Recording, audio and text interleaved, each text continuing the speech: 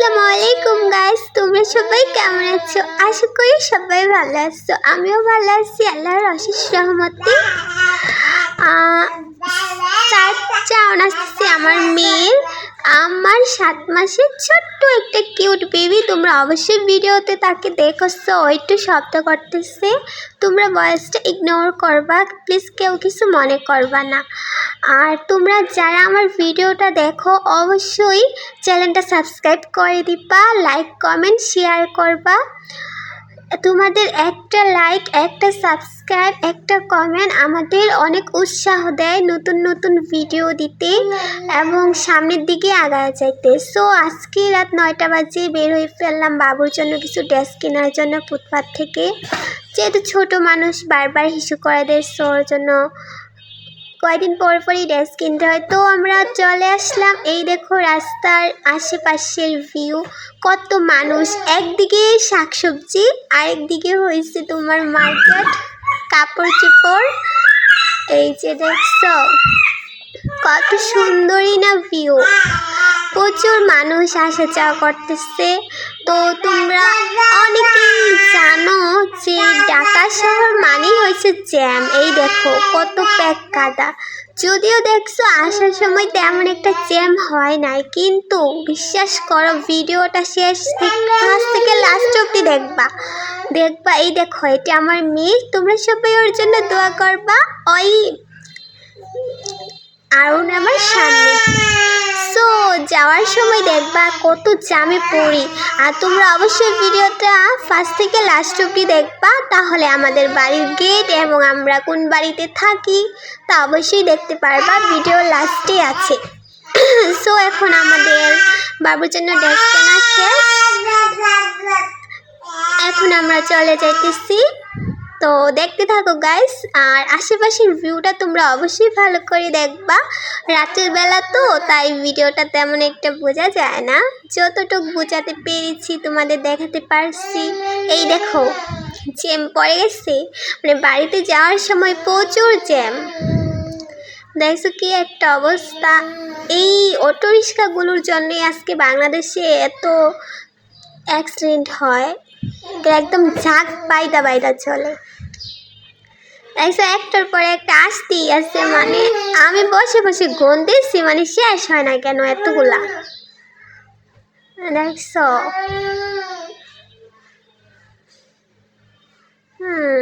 আমরা 9টা বাজে বের হওয়ার পরে ওইখানে চলে যাইতে মনে হয় 5 মিনিটের মতো লাগছে, কিন্তু বাসায় যাইতে 10টা বেজে গেছে এই জ্যামের জন্য।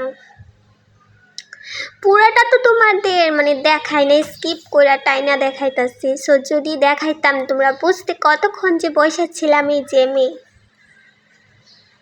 সো রাতের বেলার ভিউটা যদিও স্পষ্ট বোঝা না যায়, কিন্তু অনেকটাই ভাল লাগতেছে। দেখো কত সুন্দর পরিবেশ, দেখছো কি জ্যাম।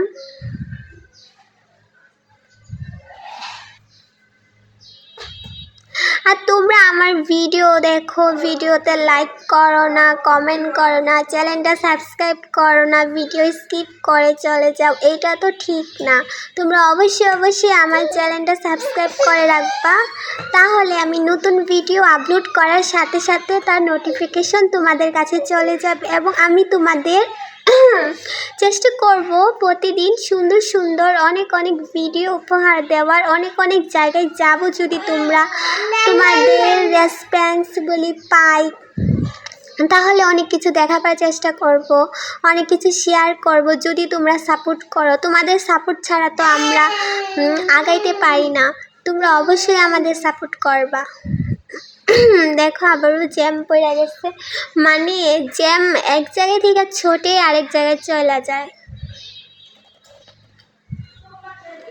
কি একটা অবস্থা। মানে 10 মিনিটের রাস্তা যাইতে আইতে মনে হয় 20 মিনিটের রাস্তা, তো চলে গেছি 10 মিনিটে, আইতে মনে হয় লাগবো 50 মিনিট। এই দেখো এখানে ছোট্ট একটা বাড়ি, কত সুন্দর না বলো। যেদিকে ভ্যান গাড়িওয়ালা যাইতেছে লেবু আলু টালু নিয়ে, গাড়ি আমি ছুটছি আস্তে আস্তে, এখন যদি বাসায় যেতে পারি।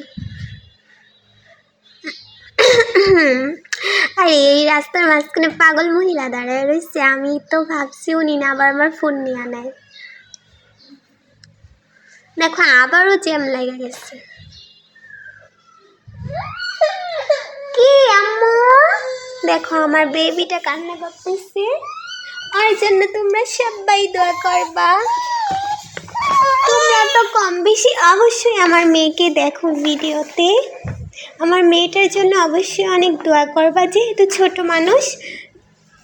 তোমরা যারা বেবিদের ভালোবাসো অবশ্যই তারা আমার মেয়ের জন্য দোয়া করবে, আর যারা আমার মেয়েকে না চেনো অবশ্যই আমার ভিডিও চেক করে আমার মেয়েকে দেখে নেবে।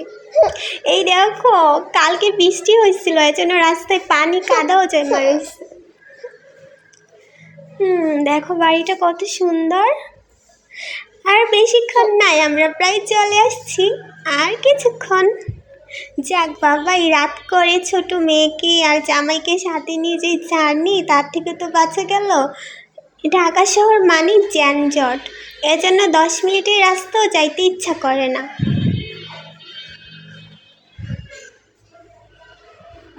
দেখো আবার জ্যাম লেগে গেছে, কি একটা অবস্থা।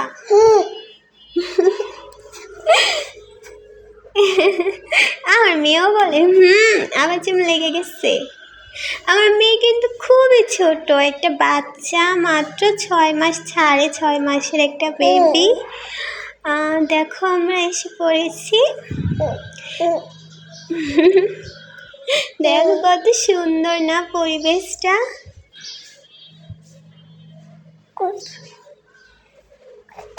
এই দেখো একটু সামনেই আমরা নেমে যাব, আমরা চলে এসে পড়েছি।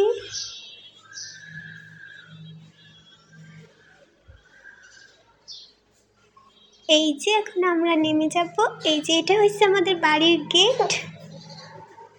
সো ভিতরে ঢুকে গেলাম, অ্যান্ড রুমের দরজা খুলে ফেললাম।